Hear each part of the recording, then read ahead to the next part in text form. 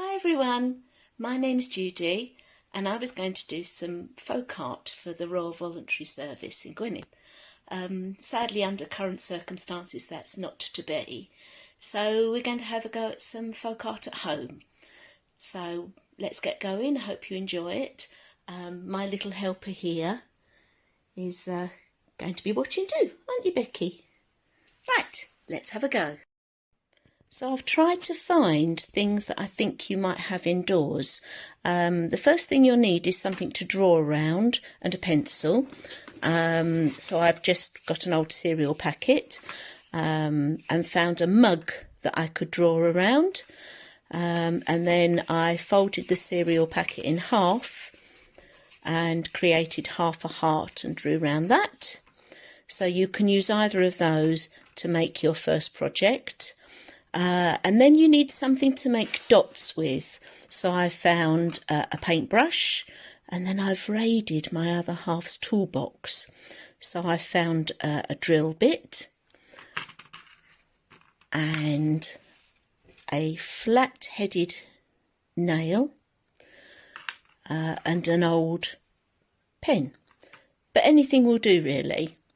Now I've got some acrylic paint here, but you can use old tester pots, and to be honest, the older and more gloopy it is, the better.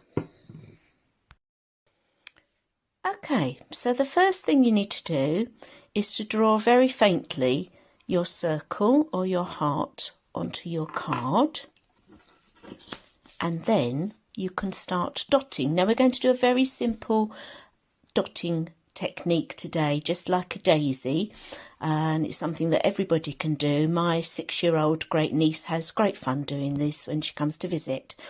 So the first thing you do is you just simply dip your dotting tool into your paint, and then you start to make your dots, trying to space them evenly. Now if you really want to, you could sort of put your finger in to separate the dots, but you don't have to. Part of the fun of folk art is that there are no real mistakes, and those mistakes that there are, they can be happy mistakes, and I can show you how you can turn those into something else in another project. Now I had to stop just then because I've just realised another thing you need, which is a piece of rag. Doesn't matter, I've just got an old fleece, but anything will do. Just to wipe your paintbrush, and then you're ready for the next colour. Now with your next colour, you're going to go round each of these, doing about 6 dots in round each one, and the secret is to try and keep it as regular as you can. So I generally do about 3 dots and put it back in the paint, and then another 3 dots. Okay, that's not perfect, but hey, flowers are all different, so it really doesn't matter. As are we, we're all different.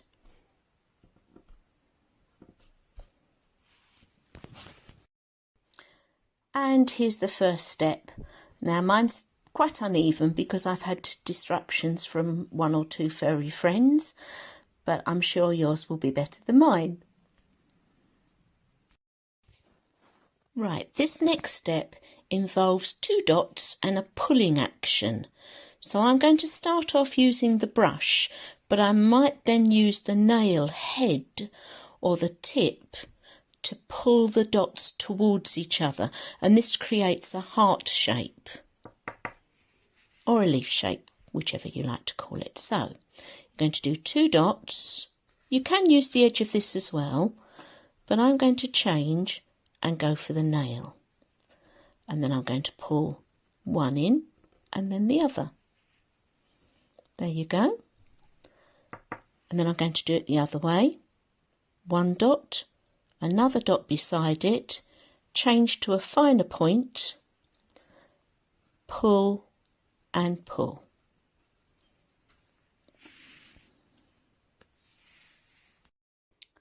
So I've been nearly all the way round. I'm at my last ones, and as you can see, it's such a simple idea and it's really effective. that was quite difficult to do, holding the phone as well. There you go. Now I've had a little splodge just there, so I'm going to add another couple of flowers. And this is the beauty of folk art, that it doesn't matter if you make a mistake. You can add lots of dots all the way around using slightly smaller tools. So I think that's what I might have a go at next. You can see I've added a couple of flowers. I've been all the way around the edge with random dots.